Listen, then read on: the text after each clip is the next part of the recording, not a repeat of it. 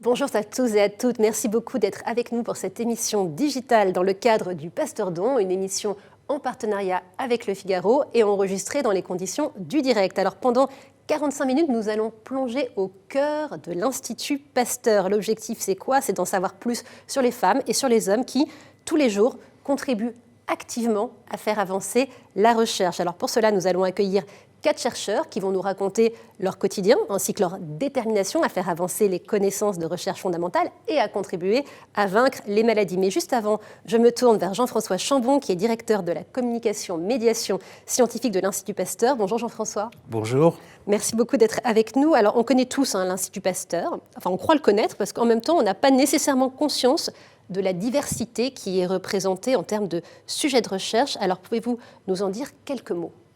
Oui, tout le monde connaît l'Institut Pasteur parce que Louis Pasteur a une notoriété très grande et que c'est un institut qu'il a créé il y a un peu plus de 130 ans et qui a traversé l'histoire finalement du XXe siècle et de la microbiologie. Mais effectivement, aujourd'hui, l'Institut Pasteur, c'est un organisme qui réunit plus de 2500 personnes, il y a 140 unités de recherche. Chaque unité de recherche mène 4 à 5 programmes de recherche simultanément. Donc vous voyez, ça fait plus de 600 programmes actifs. Le cœur et l'origine de l'histoire, c'est la microbiologie, c'est les maladies infectieuses. Mais à partir de la microbiologie, les chercheurs ont exploré beaucoup d'autres champs et globalement, on pourrait dire aujourd'hui que leur préoccupation, c'est comment fonctionne le vivant en général. Depuis 15 ans, chaque année, vous organisez un événement. Cet événement, il s'appelle le Pasteur Don. L'objectif, c'est de collecter des fonds. Et grâce à ces fonds collectés, vous êtes en mesure de faire face à des situations d'urgence, notamment tout ce qui est épidémie émergente. Quels sont les objectifs de cette semaine de mobilisation ?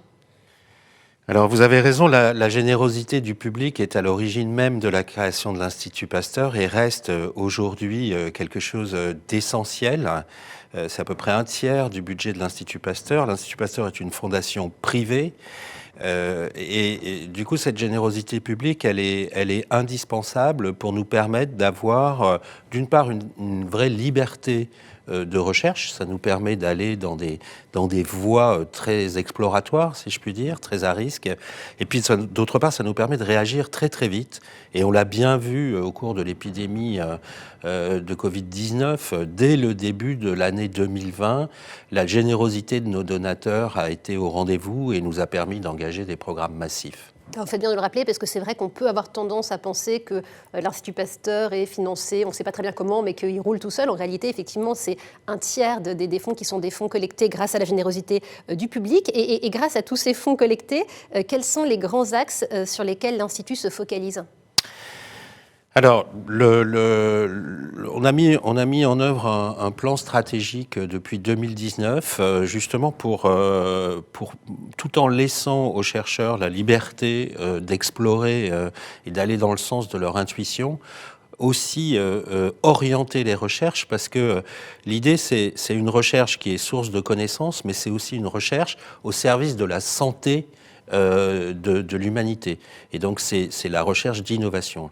Les axes, c'est, en 2019, vous voyez, bien avant l'épidémie, les maladies infectieuses émergentes, la lutte contre l'antibiorésistance, les maladies du cerveau, et il y a énormément de liens aujourd'hui entre les maladies infectieuses et les maladies neurodégénératives, par exemple. Et puis c'est aussi la vaccinologie et la lutte contre le cancer, la recherche sur le cancer, comme vous le verrez avec un des intervenants ce matin. Alors c'est vrai que quand on parle de maladies infectieuses, évidemment, on pense Covid. Comment les chercheurs de l'Institut se sont-ils mobilisés pour faire face à l'épidémie ? Comme je vous l'ai dit, notre axe stratégique prioritaire, c'est la lutte contre les maladies émergentes. Et Pasteur, de son temps, a travaillé et mené même des missions internationales pour lutter contre les épidémies. Et l'histoire de Pasteur est jalonnée de grandes épopées scientifiques et médicales de lutte contre les épidémies. Quand cette épidémie a émergé, dès le début janvier, on s'est mobilisé et la mobilisation a été massive. Dans le courant de l'année 2020, c'était 450 scientifiques qui travaillaient sur presque une centaine de programmes de recherche. Donc, exclusivement sur le Covid. Exclusivement sur le Covid, ceux dont c'était quasiment le champ de recherche, et puis ceux aussi qui avaient des compétences dans plein de domaines, de biologie, de virologie, de génétique, qui ont réorienté leurs travaux, qui ont mis entre parenthèses leurs travaux en cours pour travailler sur le Covid. Alors on a mené des recherches dans plein de domaines, on a eu des grands succès, on a fait les premiers diagnostics en France, le premier séquençage, on a mis au point plus récemment des approches avec des anticorps monoclonaux. On a aussi travaillé sur les vaccins et on a mené 3 projets de recherche vaccinale. On est le seul organisme en France qui a amené un de ces projets en recherche clinique, donc en expérimentation chez l'homme. Malheureusement, les résultats de ce programme ont été décevants et on a dû l'interrompre en cours de réalisation. Cela étant dit, la vaccination reste un succès de la science. Qui aurait prédit qu'en un an, on aurait pu, la collectivité scientifique dans son ensemble, mettre au point des vaccins à ARN qui ont l'efficacité qu'on connaît. Donc ça a été une mobilisation très forte, ça a été une mobilisation qui a été aussi largement soutenue, comme je l'ai dit, par nos donateurs, par nos mécènes, par des fondations, par des entreprises. Et ça a été essentiel. Parce que très tôt, on a su qu'on aurait les moyens de mener nos recherches. Et ça a libéré les scientifiques. Donc, je ne peux que redire merci à tous ces donateurs et les encourager à poursuivre à l'occasion de ce Pasteur-Don. Alors, puisque vous nous parlez de maladies infectieuses et plus spécifiquement du SARS-CoV-2, on va en parler avec 2 chercheurs, Étienne Simon-Laurière et Lisa Chakravarty, qui vont nous rejoindre.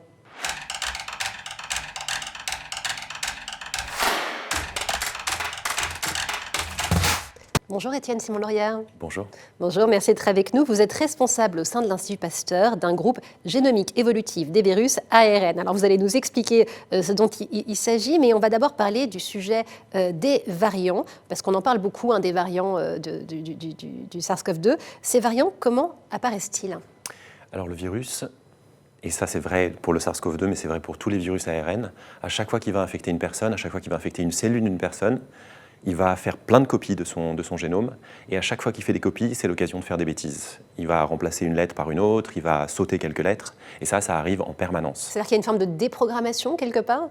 C'est en gros une balance entre aller très très vite pour faire plein de copies, et rester relativement fidèle pour ne pas disparaître en gros. Et donc ça, c'est quelque chose qui est extrêmement fréquent, mais en pratique, la plupart de ces mutations, on ne les voit jamais, parce que soit elles rendent le virus moins fonctionnel, moins bon, soit il ne marche plus du tout. Ensuite, il y a une autre partie de ces mutations qui sont neutres et donc qui font rien. Et donc celles-ci, pour qu'on puisse les voir, il faut un peu de hasard en fait, pour qu'elles arrivent, puis noyées au milieu de plein d'autres, elles arrivent à être transmises à une nouvelle personne pour se diffuser dans la population. Et puis à la fin, il y a cette dernière catégorie de mutations, des mutations qui donnent un avantage quelconque. Soit le virus est un petit peu plus rapide pour se répliquer, soit il rentre un peu mieux dans nos cellules. Et celles-ci, ce sont des mutations que l'on suit avec attention, qui pourraient correspondre à une adaptation du virus à son environnement. Alors, ces mutations, c'est vrai que ça interpelle, tous ces variants. Ça peut muter comme ça à l'infini. Il peut y avoir des variants à l'infini. En gros, le virus mute tout le temps. C'est vraiment une des définitions, une de leurs caractéristiques principales. En pratique, il y a un espace de séquences qui est compatible avec leur fonction, et donc le virus ne peut pas changer entièrement, sinon il ne marche plus. Alors on a aussi beaucoup entendu parler du phénomène de sélection, parce que ces virus, ils sont confrontés à un processus de sélection. Concrètement, comment ça se passe ? La sélection, c'est en fait simplement l'environnement dans lequel les virus circulent, et c'est une course en permanence. Et donc les virus qui vont continuer à circuler, c'est ceux qui vont être un peu plus aptes ou un petit peu plus rapides à faire ce qu'ils font, c'est-à-dire se répliquer et ensuite se transmettre d'une personne à l'autre. D'accord, parce qu'on a entendu beaucoup de noms de variants, alpha, bêta, le dernier en date, delta, qui entrent donc dans cette catégorie. Ce sont des variants qui ont été, entre guillemets, sélectionnés pour être transmissibles ? Alors, la réponse rapide, c'est oui, absolument. En pratique, c'est un sujet qui est très large. Donc, ces variants préoccupants, ou VOC en anglais, VOC. Qu'est-ce que vous entendez par VOC ? VOC, c'est en anglais Variant of Concern. D'accord, donc ça veut dire préoccupant. Littéralement variant préoccupant. Et donc ceux-ci, effectivement, ils ont été initialement détectés dans la pandémie parce qu'ils augmentaient en fréquence très rapidement dans une région donnée. En Angleterre, en Inde, plus récemment avec le variant Delta. Et donc ça, c'est une des caractéristiques principales qu'on surveille. À chaque fois que dans l'épidémie, on voit soudainement un variant qui augmente en fréquence, il faut se demander qu'est-ce qui se passe et il faut vérifier tout ce qu'on peut sur ce variant. Et en particulier, les premières choses à vérifier, c'est est-ce qu'il pourrait poser un problème vis-à-vis de l'immunité acquise, que ce soit par la vaccination ou par l'immunité qu'on a obtenue après avoir été infecté par le virus.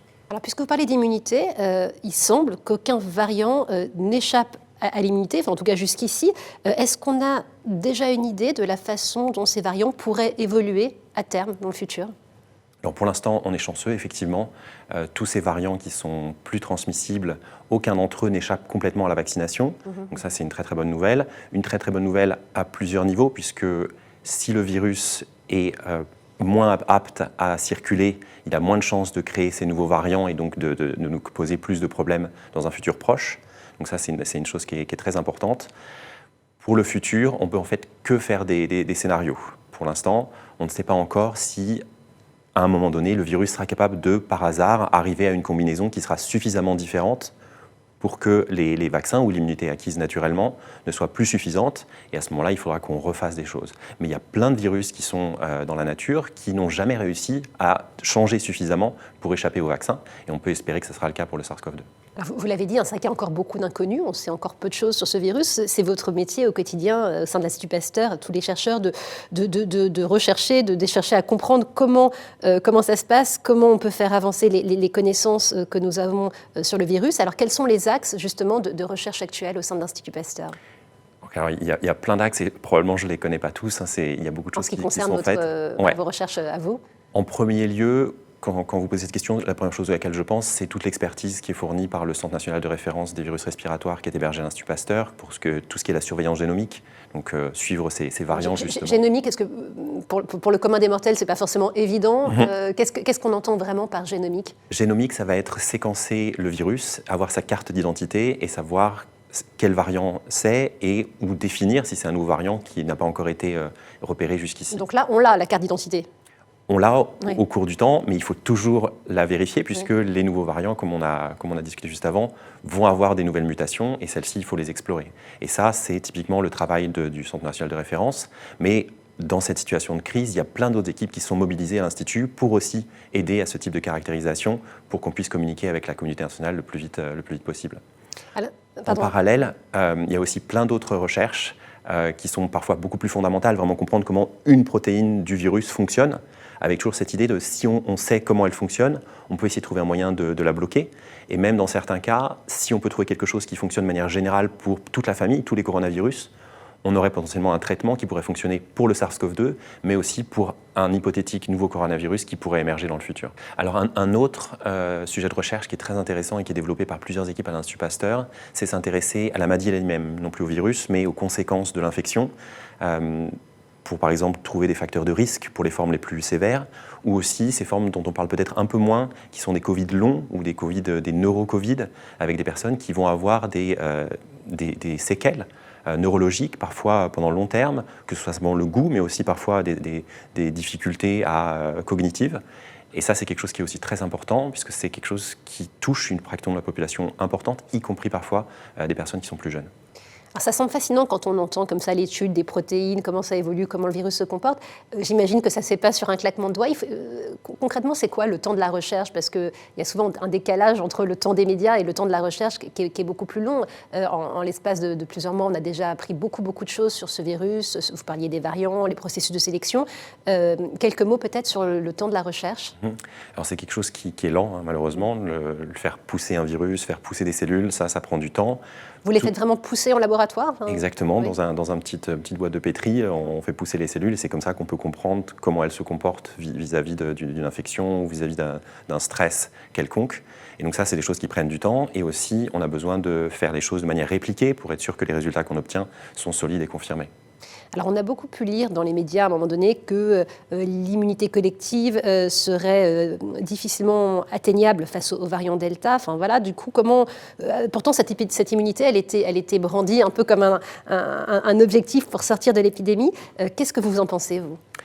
Alors, il y a plein de choses. On a probablement des choses qui sont liées aux premiers résultats qu'on a vus quand les premiers résultats des vaccins sont apparus, qui étaient des valeurs d'efficacité vaccinale qui étaient extrêmement hautes et beaucoup plus que le seuil minimal qui avait été fixé.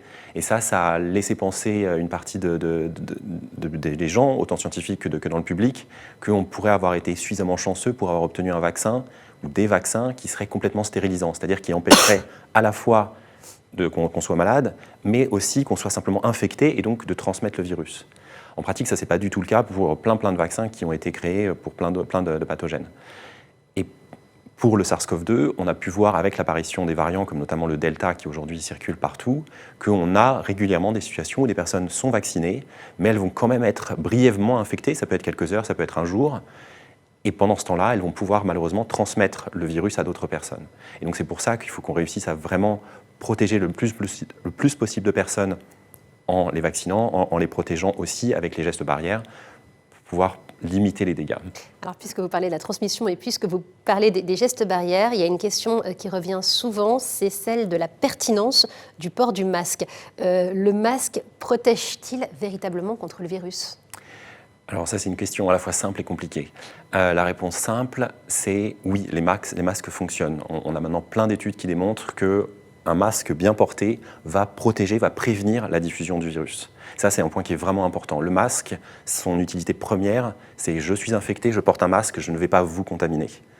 En tant que barrière, si c'est quelqu'un d'autre qui est infecté, le masque ne va pas me protéger tant que ça, en fait. C'est vraiment soi vers les autres. Et ça, c'est quelque chose qui est génial parce que je pense que c'est quelque chose qui va devenir un petit peu plus popularisé et c'est quelque chose qui existait déjà dans certains pays, comme au Japon, par exemple, où quand les gens ne se sentaient pas bien, un petit mal de gorge, hop, je mets tout de suite mon masque et comme ça, je ne vais pas diffuser le virus ou le pathogène quelconque dans la communauté.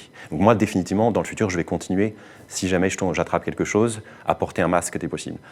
Pour le SARS-CoV-2, c'est compliqué parce que on le sait, le virus peut causer des infections qui sont asymptomatiques ou peut être transmissible. On peut commencer à postillonner, à cracher des petites particules du virus au début de l'infection, avant qu'on se sente fatigué, avant qu'on se sente malade.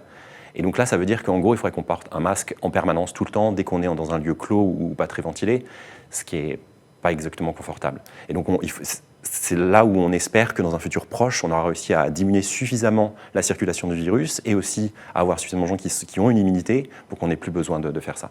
Alors ces Covid longs, il semblerait qu'ils soient particulièrement présents chez des personnes qui ont une insuffisance en termes d'immunité, des personnes immunodéprimées, c'est comme ça qu'on appelle ça.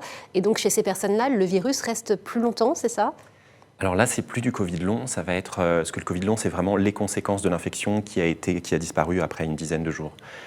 Pour les infections qui sont à très long terme, c'est malheureusement des gens qui sont effectivement immunodéprimés, et donc qui n'ont pas de défense, qui ne peuvent pas réussir à se débarrasser d'un pathogène tout seul. Et ça, c'est une question qui est très explorée en ce moment, puisque c'est une des hypothèses pour l'apparition des variants préoccupants dont on parle beaucoup, alpha, bêta, gamma, delta, parce que quand on les a découverts dans différents pays, on a noté qu'ils avaient un très grand nombre de changements par rapport aux virus les plus proches qui circulaient à la même époque. Et donc soit on avait manqué les étapes de différentes mutations qui sont accumulées, qui ont amené à cette apparition. Une autre possibilité, c'est que le virus il serait resté simplement chez une seule personne, non pas pendant une dizaine de jours, mais pendant plusieurs semaines, plusieurs mois. Et dans cette situation, il aurait pu changer, accumuler plein de changements et amener à ce qu'on voit aujourd'hui dans ces variants préoccupants. Oui, parce qu'on imagine que le virus, chez une personne avec une immunité qu'on va qualifier classique, il est évacué au bout de quelques jours. Chez des personnes avec une immunité insuffisante, c'est un peu open bar pour le virus, parce qu'il séjourne chez l'autre, et donc du coup, il mute et il se transforme à loisir. Il n'a pas de contrainte, donc il va se répliquer pendant très très longtemps, et c'est pour ça qu'il faut vraiment prendre un grand soin de ces personnes qui sont immunodéprimées et qui ne peuvent pas nécessairement, par exemple, être vaccinées, en les protégeant pour essayer de prévenir ces infections, et ensuite en essayant de les traiter avec tout ce qu'on peut essayer, y compris des thérapies monoclonales. Par exemple, j'ai des collègues à l'Institut Pasteur qui développent des anticorps monoclonaux qui marchent très très bien pour bloquer le virus. Et ça permettrait non seulement de protéger ces personnes, de les guérir, et aussi potentiellement d'éviter qu'un virus avec trop de mutations ou des mutations en plus puisse revenir dans la circulation et dans la population. Donc c'est passionnant, on voit bien à quel point c'est du cas par cas finalement entre les personnes et peut-être avec des traitements adaptés et personnalisés en fonction du c'est profil. Le futur, ouais. Absolument. Merci beaucoup Étienne Simon-Laurière d'être venu nous parler de ces sujets. Étienne Simon-Laurière nous a parlé de l'apparition des variants, laquelle intervient dans les voies respiratoires des personnes infectées. Alors précisément, qu'est-ce qui se passe quand le virus infecte un nouvel hôte? C'est la question que nous allons poser à Lisa Chakrabarty. Bonjour. Bonjour. Bonjour Lisa, merci d'être avec nous. Vous êtes chercheuse dans l'unité virus et immunité au sein de l'Institut Pasteur. Alors vous allez évoquer la dissémination du SARS-CoV-2 dans les voies respiratoires. On entend souvent dire que le coronavirus se propage à l'intérieur du système respiratoire. Alors concrètement, comment ça se passe? Alors, Vous savez bien sûr que le coronavirus pénètre par les fosses nasales, par la gorge, mais il a encore tout un chemin à parcourir avant d'atteindre les poumons proprement dits et les alvéoles pulmonaires où s'effectuent les échanges gazeux. Ce chemin, on peut le voir représenté sur l'image. Les particules virales, depuis la gorge, doivent descendre le long de la trachée, puis prendre les bronches, arriver aux bronchioles, et c'est seulement à l'extrémité des bronchioles que se trouvent ces alvéoles pulmonaires, où s'effectuent les échanges gazeux.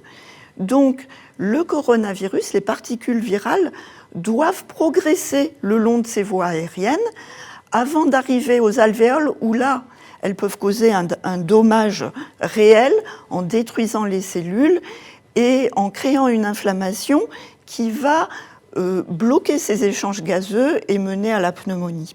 Alors vous avez dit que ça vient détruire les cellules. Précisément, quelles sont les cellules qui sont plus spécifiquement visées par le coronavirus ? Les voies aériennes sont tapissées d'une couche de cellules, on appelle ça un épithélium, qui ont une fonction très particulière, qui est de nettoyer les poumons. C'est une sorte de système d'auto-nettoyage. Et vous voyez ici représenter les deux types de cellules principaux qui contribuent à ce nettoyage. À droite, on voit une cellule en gobelet qui sécrète du mucus. Vous savez, cette substance un peu élastique, visqueuse, qui va piéger les particules qui sont inhalées.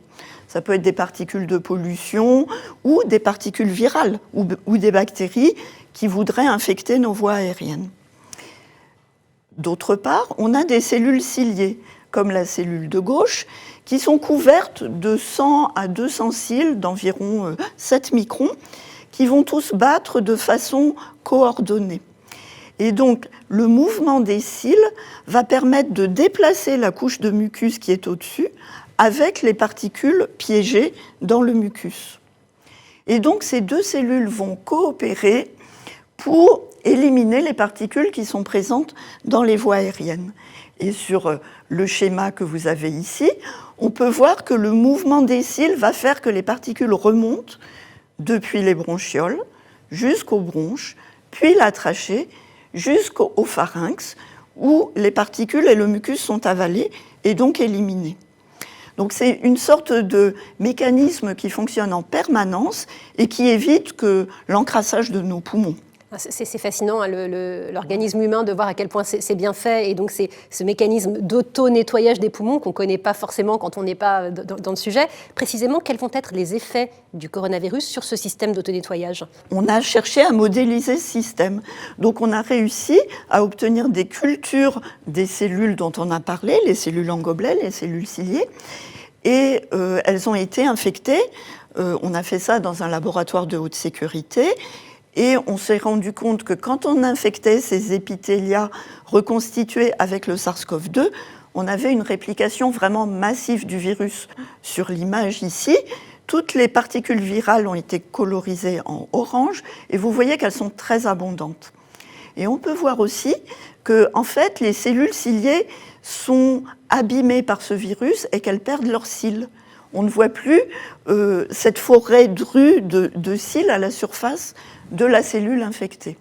Et en fait, c'est encore plus visible sur l'image suivante.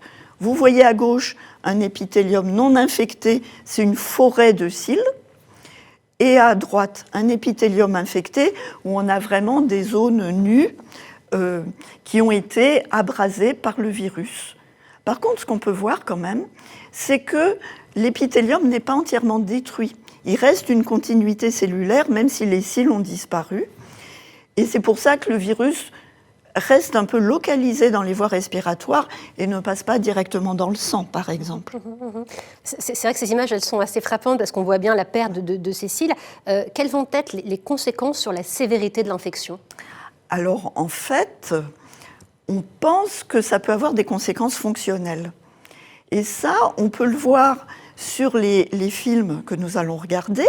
Sur le premier, nous avons voulu modéliser la fonction de l'épithélium. Donc, vous avez vu passer des billes qu'on a déposées sur nos cultures et elles ont toutes bougé dans la même direction. Les lignes colorées représente la distance parcourue par les billes en 1 minute.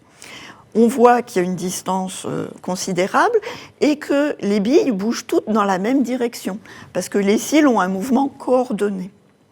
Donc c'est la fonction de nettoyage qu'on appelle clairance mucociliaire. Maintenant, quand on regarde l'autre film sur un épithélium semblable mais qui a été infecté par le SARS-CoV-2, sur l'autre film, on voit que les billes ne bougent quasiment pas. Et la distance parcourue est beaucoup plus petite. Donc, on peut vraiment visualiser l'altération de cette clairance et le fait que les cils ne fonctionnent plus. Donc, on pense que ça peut avoir des conséquences sur la sévérité de l'infection parce que ça va favoriser la propagation des particules virales plus profond dans l'arbre respiratoire. Les particules ne seront pas remontées par le mucus. Et donc, elles vont atteindre plus facilement les alvéoles, où là, elles pourront induire une pneumonie. Alors, vous nous avez beaucoup parlé de la façon dont ce virus, s'attaquait au mécanisme d'auto-nettoyage, et on comprend bien comment il vient modifier certaines choses à l'intérieur. Il y a une question que beaucoup de Français se posent, c'est est-ce qu'une fois qu'ils ont été infectés, une fois qu'ils ont été touchés par le virus, est-ce que leur organisme est durablement perturbé? Est-ce qu'on a la réponse à cette question? Il y a différents niveaux de réponse à cette question. Si on prend juste les voies aériennes, il y a une bonne capacité de régénération parce que ces voies aériennes contiennent aussi des sortes de cellules souches locales qu'on appelle les cellules basales et qui vont se mettre à proliférer dès que l'épithélium est blessé ou atteint. Et donc, ces cellules vont proliférer puis se différencier pour donner de nouvelles cellules en gobelet, de nouvelles cellules ciliées. Donc on a une réparation, une capacité d'auto-réparation. C'est plutôt rassurant quand même. Des voies aériennes. Donc c'est rassurant pour les voies aériennes supérieures, mais par contre c'est beaucoup plus compliqué dans les alvéoles pulmonaires qui sont plus fragiles et qui elles sont plus difficiles à régénérer. Et une fois que les échanges gazeux sont trop limités, c'est une fonction tellement vitale qu'on peut arriver à des pneumonies sévères. Donc, notre objectif, c'est plutôt de bloquer la propagation du virus avant qu'il atteigne les alvéoles pour parvenir à éviter la pneumonie. Bien sûr. Et est-ce que la façon dont l'organisme serait susceptible d'être touché varie en fonction du type de personne? Est-ce que c'est une question d'immunodéficience? Est-ce que c'est une question d'âge? Est-ce que l'impact durable sur l'organisme varie en fonction du profil de la personne? Alors, je crois que nous savons tous que la sévérité du coronavirus dépend de l'âge et que les personnes plus jeunes résistent mieux, peut-être parce qu'elles ont une réponse immunitaire plus vigoureuse. Mais il y a des choses qu'on ne comprend pas encore. Et je pense en particulier au Covid long.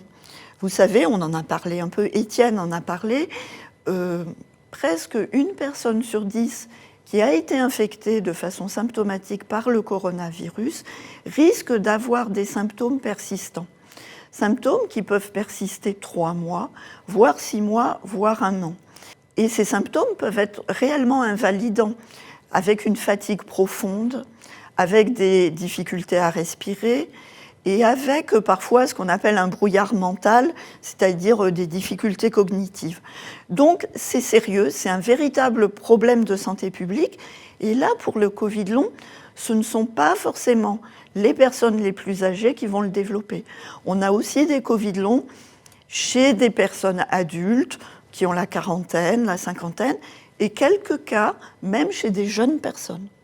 Donc, on essaye de comprendre pourquoi ces symptômes peuvent persister. On n'a pas encore toutes les réponses. Mais c'est vraiment un sujet de recherche très actif, en particulier à l'Institut Pasteur. Il y a un grand projet collaboratif qui va impliquer 6 à 7 laboratoires qui se met en place, parce que c'est vraiment une question d'actualité. Et je dirais qu'il y a 2 grandes sortes d'hypothèses actuellement sur les causes du Covid long.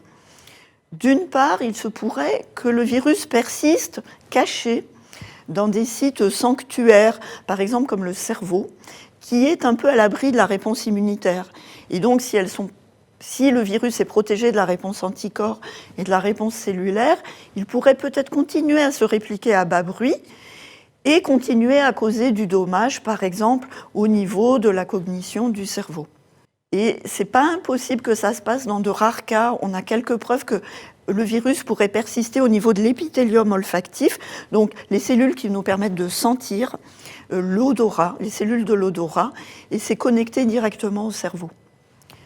Autre grande catégorie d'hypothèses, c'est plus le virus, mais c'est la réponse immune qui s'est emballée, qui a répondu trop fort au virus et qui n'arrive pas à s'arrêter, et donc qui continue à être en marche, à créer de l'inflammation, et aussi peut-être à surréagir en commençant à se diriger contre nos propres cellules au lieu de s'attaquer au virus lui-même.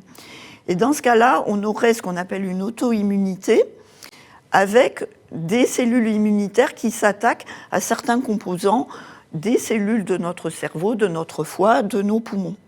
Et il y a aussi des éléments qui permettent de penser qu'il y a peut-être des auto-anticorps qui pourraient être néfastes. Lisa Chakravarty, est-ce que vous pouvez nous dire quelques mots, s'il vous plaît, des pistes de recherche actuelles? Alors, une des pistes qui nous mobilise actuellement, c'est la recherche de molécules antivirales, puisqu'on a observé cette réplication, cette multiplication massive du virus dans nos voies aériennes.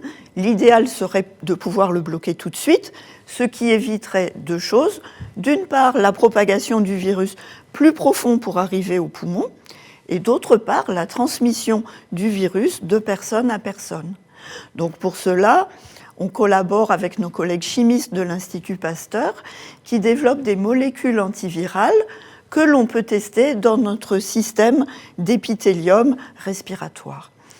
Et ce n'est qu'une première étape, car après, une fois qu'on montre l'efficacité pour bloquer la multiplication du virus en culture, il faut passer en modèle animal, puis en essai clinique chez l'homme. Une autre piste concerne plus l'immunité. Peut-on améliorer l'immunité dans les voies aériennes supérieures, où le virus se multiplie aussi abondamment? Et là, il y aurait l'idée d'essayer d'induire directement des réponses immunes dans nos voies aériennes. Si on regarde sur cette image, on voit que lors de l'infection par un virus respiratoire, on a deux types de réponses anticorps. Dans les poumons, dans les alvéoles, on aura surtout des anticorps de type IgG. Ce sont les anticorps qui sont produits dans les ganglions et dans le sang. Et comme les alvéoles pulmonaires sont en contact étroit avec le sang pour assurer les échanges gazeux, les anticorps du sang passent facilement dans les alvéoles. Donc on a des immunoglobulines de type IgG, des anticorps IgG dans les poumons. Donc quand on vaccine par voie intramusculaire, comme on le voit sur le schéma de droite, les immunoglobulines de type IgG qui sont produites dans le sang passent dans les poumons, et c'est pour ça que les vaccins actuels sont particulièrement efficaces pour empêcher les pneumonies, puisque les immunoglobulines IgG sont abondantes. Maintenant, les vaccins sont un petit peu moins efficaces pour induire les anticorps qui sont naturellement produits au niveau des muqueuses, et en particulier des voies respiratoires, qu'on appelle IgA. Donc, dans la sphère qui concerne le nez, la gorge, les bronches, on voudrait arriver à induire ces IgA qui sont produites localement. Et donc l'idée, ça serait d'avoir une vaccination par voie intranasale qui viendrait directement solliciter les muqueuses et induire les réponses locales, et qui permettrait ensuite de bloquer plus efficacement l'entrée du virus. Donc on peut imaginer un vaccin intranasal. S'il est 100% efficace, eh bien on n'aura plus besoin du vaccin intramusculaire. Mais moi je pense que ça serait bien d'avoir les deux. C'est-à-dire de faire, par exemple, les vaccins actuels par voie intramusculaire qui vont protéger les poumons avec les IgG, et de faire un rappel par voie intranasale qui induirait les IgA et qui protégerait la sphère supérieure, c'est-à-dire le nez, la gorge. Et ainsi, on limiterait la propagation du virus de personne à personne. En tout cas, ça permet bien de comprendre le travail que vous menez au quotidien précisément pour lutter contre la propagation du virus. Merci beaucoup, Lisa Chakravarty, d'être venue nous en parler.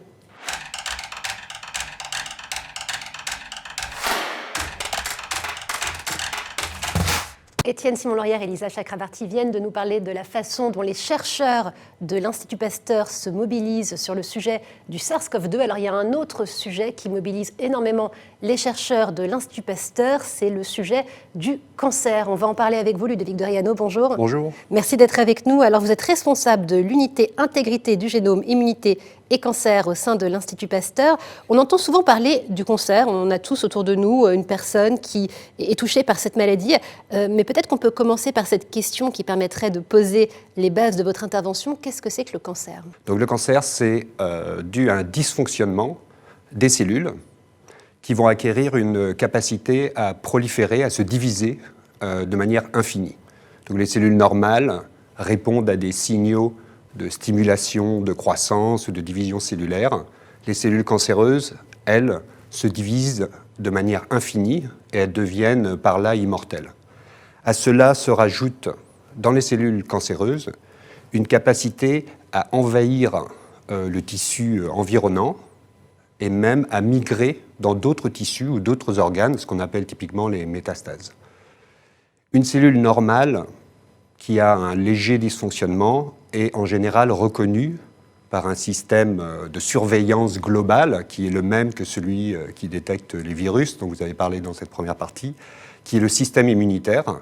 Les cellules cancéreuses, elles, ont une capacité à échapper à cette surveillance du système immunitaire. Donc elles ont acquis toutes ces caractéristiques, et ceci dans le cas de tous les cancers. Maintenant, il y a tout de même des spécificités à chaque cancer. Quand on dit les cancers ou le cancer, parfois de manière un peu confuse, en fait, il y a des cancers et chaque cancer est typique de l'origine de la cellule qui a donné lieu au cancer. J'imagine qu'il y a des sous-spécificités. Il n'y a pas un cancer du sein, mais plusieurs cancers du sang. Il n'y a pas voilà. Cancer... Donc il y a plusieurs cancers en fonction de l'organe touché, le cancer du sein, du côlon, gastrique, etc.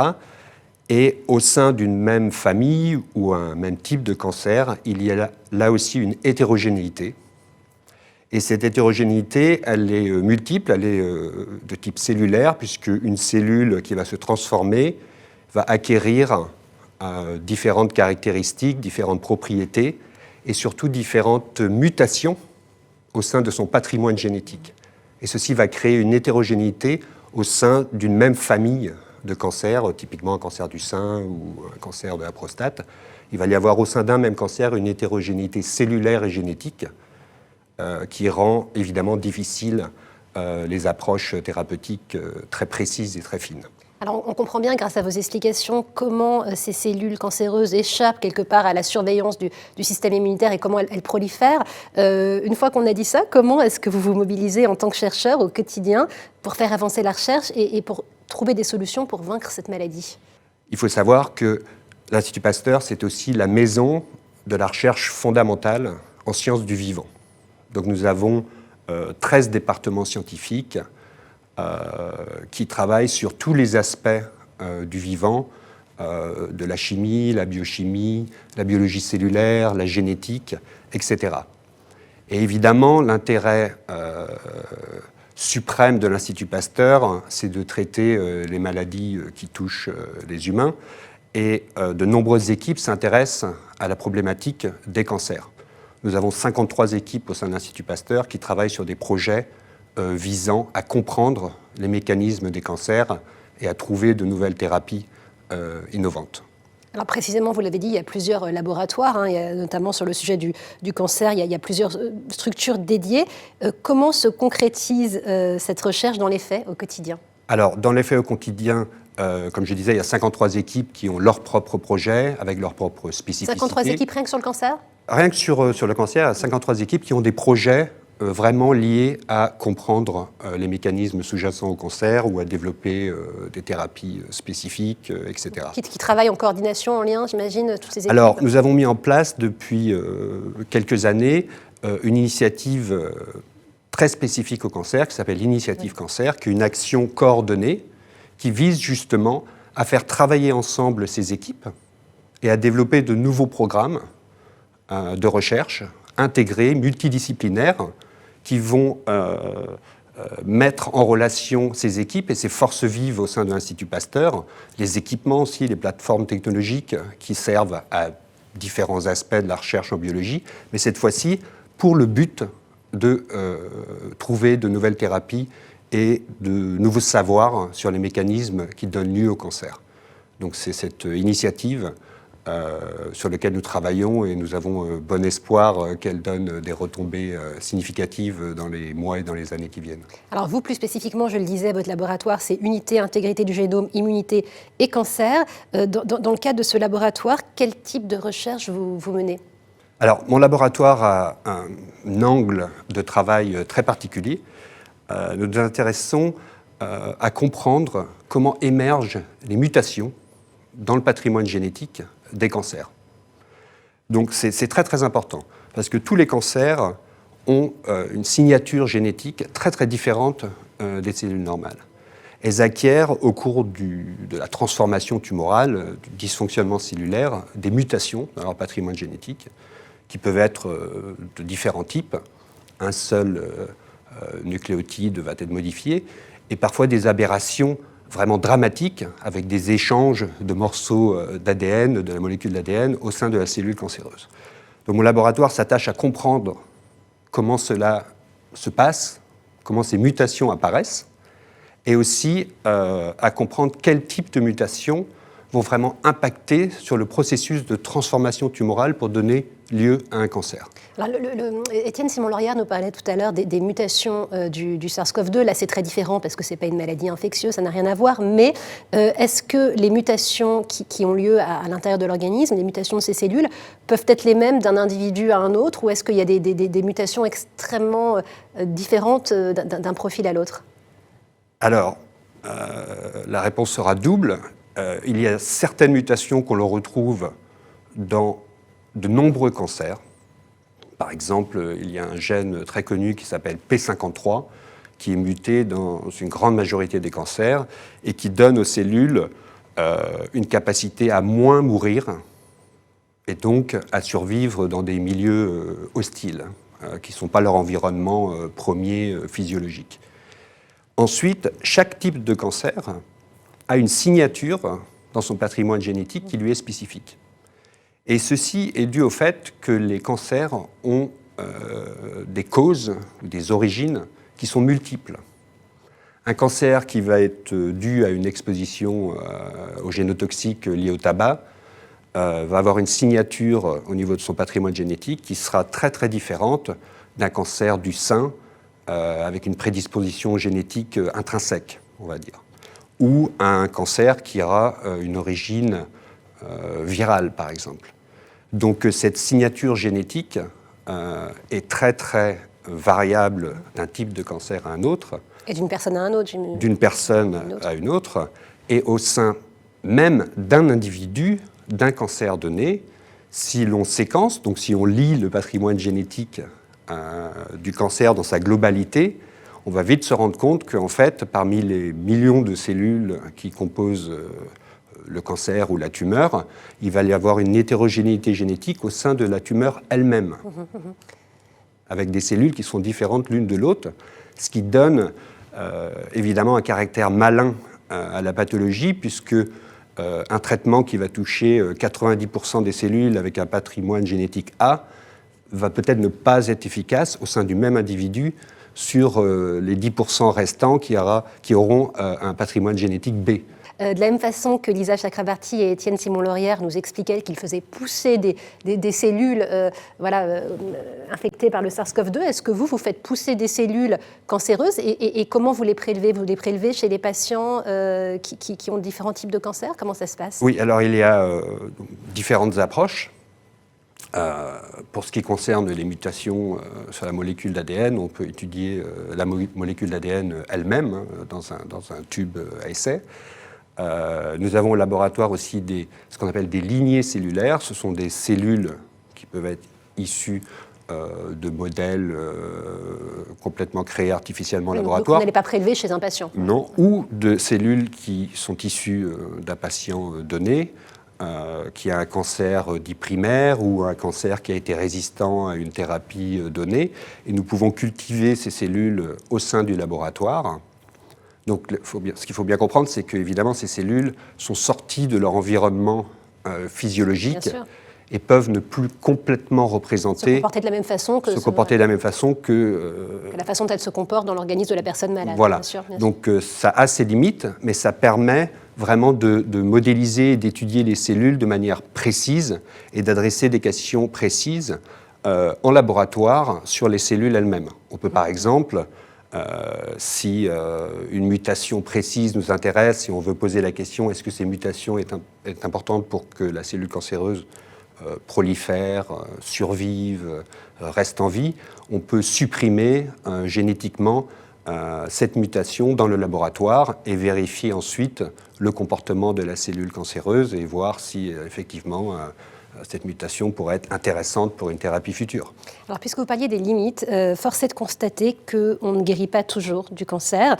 Quelles sont précisément les limites des thérapies actuelles, mais aussi les espoirs en termes de nouveaux traitements?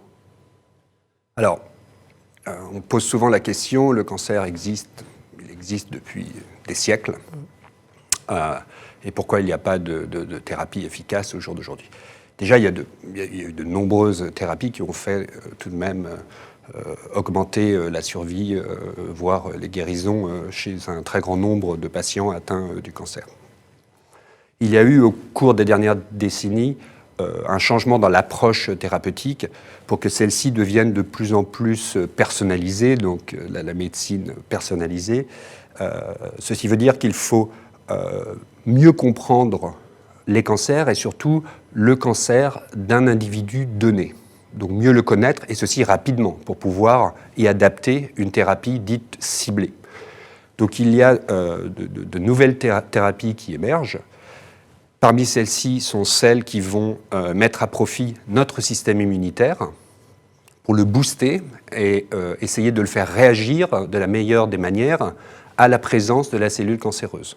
Donc ça, c'est des pistes qui vraiment... Des pistes qui vous mobilisent en ce moment Qui mobilisent en ce moment. Celles qui mobilisent, c'est aussi, on appelle ça les immunothérapies, qui fonctionnent dans un certain nombre de cas et qui ne fonctionnent pas dans une autre catégorie de cancer ou de patients. On essaie de comprendre pourquoi cela ne fonctionne pas pour l'optimiser et essayer d'établir de nouvelles thérapies. Ensuite, il y a aussi de nouvelles thérapies toujours ciblées qui vont aller s'attaquer aux points faibles du cancer. Un cancer et les cellules cancéreuses qui vont proliférer énormément, vont avoir des besoins énergétiques qui sont beaucoup plus importants que les cellules normales, par exemple, vont avoir besoin de répliquer, de multiplier leur ADN de manière très très rapide. Et toutes ces caractéristiques vont mettre en exergue des points faibles du cancer, leur talon d'Achille. Et c'est là que les nouvelles thérapies vont aller s'attacher à cibler spécifiquement les cancers, à tuer les cellules cancéreuses et préserver les cellules normales pour éviter évidemment les toxicités liées aux thérapies lourdes. En tout cas, on a quand même beaucoup progressé en matière de nouveaux traitements. On espère que les recherches que vous menez au quotidien vont continuer à faire avancer la recherche. Merci beaucoup, Ludovic Doriano, d'être venu nous en parler.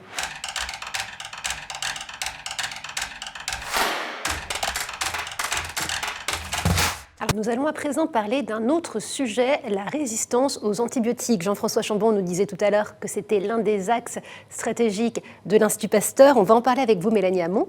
Bonjour. Bonjour, merci beaucoup d'être avec nous sur ce plateau. Alors, qu'est-ce qu'on appelle précisément la résistance aux antimicrobiens ?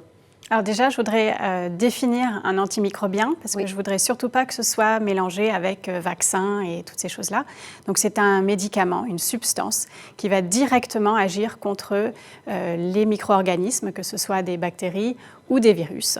Et ce qu'on appelle résistance aux antimicrobiens, c'est que ces bactéries ou ces virus ont des mécanismes qui permettent de déjouer ces substances et d'être résistantes et ne sont plus tuées par ces médicaments. Alors, précisément, d'où viennent-ils ces gènes de résistance aux antimicrobiens ? Donc, effectivement, les mécanismes par lesquels les bactéries et les virus, donc c'est mieux connu pour les bactéries, les mécanismes par lesquels les bactéries déjouent les antibiotiques sont codés dans les gènes qui sont chez les bactéries, mais ces gènes sont présents naturellement chez les bactéries. Et d'ailleurs, ils ont été détectés dans des souches bactériennes qui datent de des milliers d'années, qui donc précèdent l'utilisation des antibiotiques. Et donc, ces gènes circulent naturellement dans la population de bactéries, se propagent et donc c'est quelque chose de naturel qui est présent chez les bactéries et qu'elles arrivent à partager, ce qui est le problème, la problématique grandissante qu'on voit aujourd'hui. C'est intéressant de le rappeler parce qu'on a tendance à parler des gènes de l'être humain, mais on n'a pas forcément en tête que les bactéries ont aussi des gènes. Alors pourquoi cette résistance aux antimicrobiens, c'est un gros problème aujourd'hui ? Alors, c'est un problème aujourd'hui parce qu'on fait face à donc une recrudescence de résistance, c'est-à-dire que les bactéries, donc cela fait maintenant depuis les années 50, 60, 1950-1960, qu'on utilise des substances contre les bactéries et les virus et les parasites. Et donc, ces bactéries et ces virus ont réussi à accumuler des mécanismes, donc ces gènes de résistance, pour pouvoir résister. Et donc, au cours des années, ils en ont accumulé plusieurs. Et le problème, c'est que ça fait 30 ans qu'on n'a pas développé de nouvelles molécules, de nouveaux antibiotiques, qu'on n'a pas mis sur le marché de nouveaux antibiotiques. Et donc, ces bactéries, au cours des années, ont réussi à accumuler ces gènes pour lesquels on n'a plus d'armes pour les combattre. Et alors, comment ça nous impacte, cette résistance, finalement ? On détecte plus de 700 000 cas par an de personnes qui décèdent à cause d'infections dues à des bactéries résistantes aux antibiotiques. Donc, il y a plus de morts à cause de ces résistances aux antibiotiques.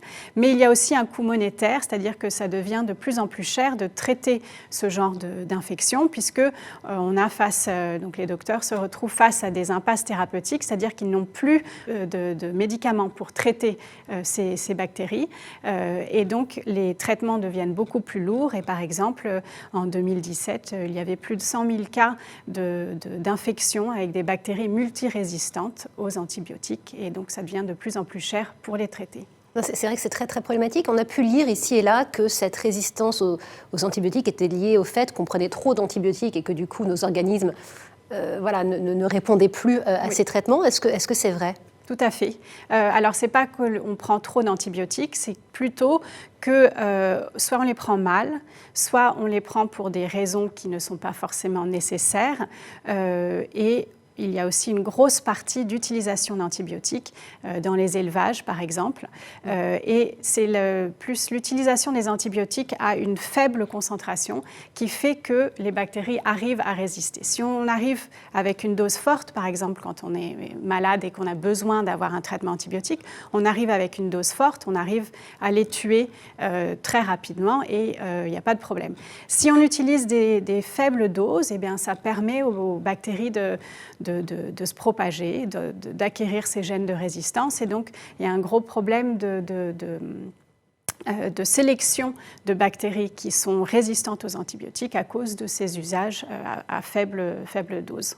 Vous avez rappelé tout à l'heure le nombre de morts, et c'est vrai que c'est édifiant, et l'Organisation mondiale de la santé a d'ailleurs alerté sur ce problème, qui est un problème qui est pris très au sérieux par l'ensemble de la communauté scientifique que vous représentez aujourd'hui en tant que chercheur à l'Institut Pasteur. Une fois qu'on a dit ça, qu'est-ce qu'on fait face à ce problème de la résistance aux antibiotiques ? Donc, il y a plus de 60 équipes de recherche qui travaillent là-dessus et qui travaillent sur 3 axes différents. Donc, le premier axe, c'est vraiment de la détection et la surveillance de l'émergence de ces antimicrobiens, parce que c'est très important de savoir d'où ils viennent et comment ils se propagent. Ensuite, il y a tout un axe de recherche fondamentale sur les mécanismes par lesquels les bactéries, les virus acquièrent ces résistances. Et ensuite, il y a un autre axe qui est aussi une recherche fondamentale sur les nouvelles stratégies qu'on pourrait utiliser pour les traiter, pour éviter d'utiliser des antimicrobiens ou des antibiotiques pour trouver d'autres mécanismes par lesquels on pourrait tuer ces bactéries. Et vous l'avez dit très justement, il faut commencer par les identifier. Ça, c'est un travail que vous avez mené par comprendre, par savoir de quoi on parle. Après, concrètement, dans le cadre du laboratoire dans lequel vous travaillez, est-ce que vous pouvez nous parler d'un exemple de solution innovante pour apporter des solutions face à ce problème qui est encore une fois un enjeu tout à fait majeur? Oui, donc nous on essaye de travailler, on a un axe de recherche qui essaye de travailler sur un moyen un petit peu détourné pour affecter les bactéries, parce que dans une infection, il y a la bactérie, mais il y a aussi la cellule qu'elle infecte. Donc l'infection et le parcours de l'infection, si celle-là est virulente ou pas, dépend aussi beaucoup de la réponse de la cellule que la bactérie infecte. Et au cours d'une infection, les bactéries ont des moyens pour détourner les mécanismes de la cellule à leur avantage, pour que la cellule ne réponde pas aussi fortement contre la bactérie. Et donc c'est ces mécanismes-là qu'on essaye de comprendre et qu'on essaye de déjouer pour que la bactérie ou que la cellule puisse mieux se défendre contre ces bactéries. Et comme c'est un mécanisme qui n'est pas directement targeté contre les bactéries et plus contre les mécanismes qu'elles déjouent, on pense que la résistance sera moindre, en tout cas moins rapide à acquérir que des substances qui sont directement actives contre les bactéries. C'est clair, j'allais justement vous demander, vous avez répondu quels étaient les mécanismes que vous ciblez, mais vous y avez répondu. Quels sont vos modèles d'études ? Alors dans le laboratoire, on a 2 modèles d'études de bactéries. On a un modèle d'étude très connu qui est la Listeria monocytogenes, qui est une bactérie qu'on attrape en mangeant des aliments contaminés. On a aussi une autre bactérie qui est une bactérie respiratoire, le Streptocoque pneumoniae.